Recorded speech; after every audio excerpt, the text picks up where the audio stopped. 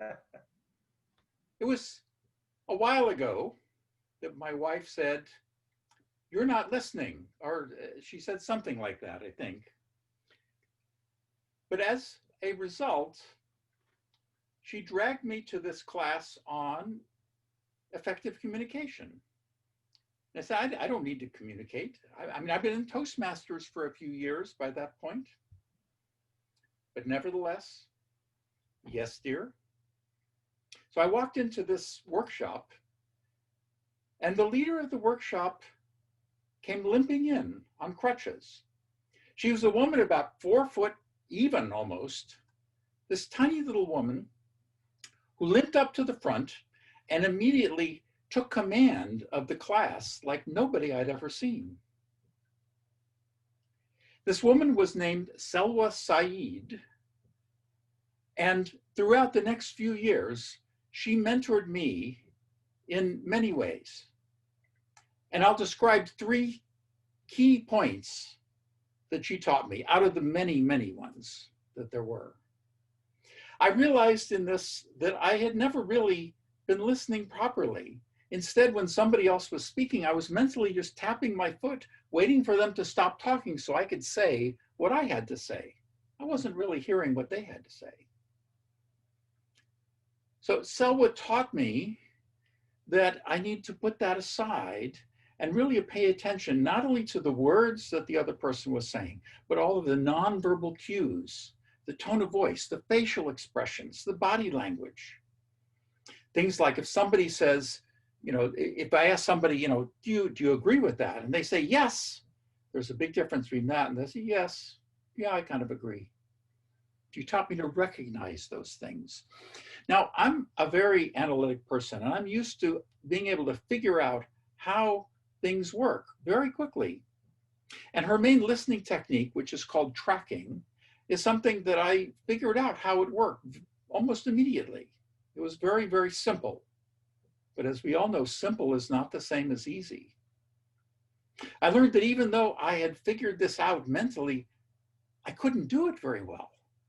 And that drove me crazy. And so over the next 10 years, I took every class of hers that I could find. She had sessions in her home where we practiced these listening skills. She had private sessions that I went both with myself and with my wife to be able to learn what was going on. And this woman was so remarkable that people would come from all over the country just to be in her presence. Have you ever known somebody like that who is just so warm and so loving that just to be around this person meant that you felt accepted, you felt loved, you felt embraced? She was like that to me.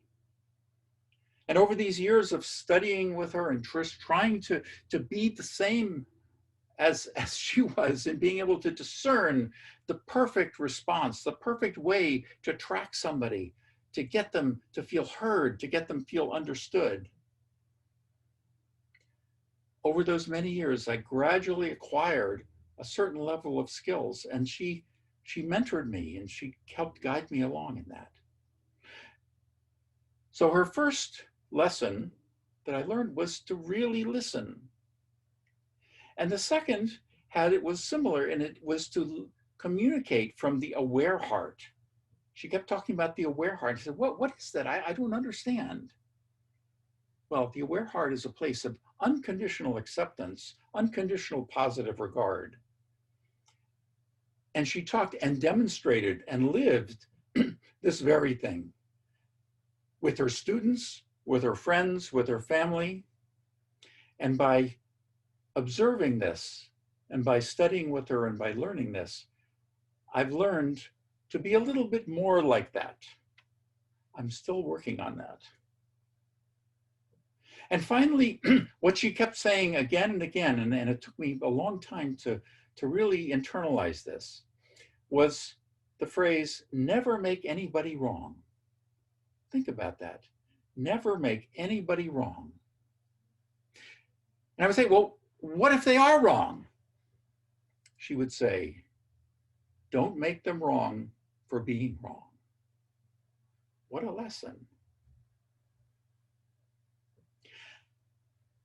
Sadly, she passed away this past March, right before the COVID thing hit.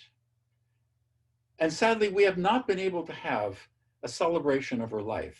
Among the many students that she had, the many friends and family, we're hoping to have one next year. But her legacy lives on. I recently convened a Zoom session of her former advanced students, people who had been studying with her for a long time and have incorporating her teachings into their lives, into their profession.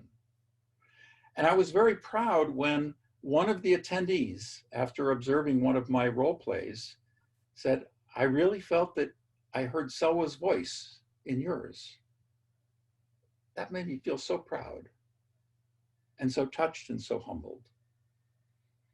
The 3 lessons that I learned from Selwa are ones that we can all take in. And my prayer is that we can all internalize these, as to listen deeply into what the other person is saying.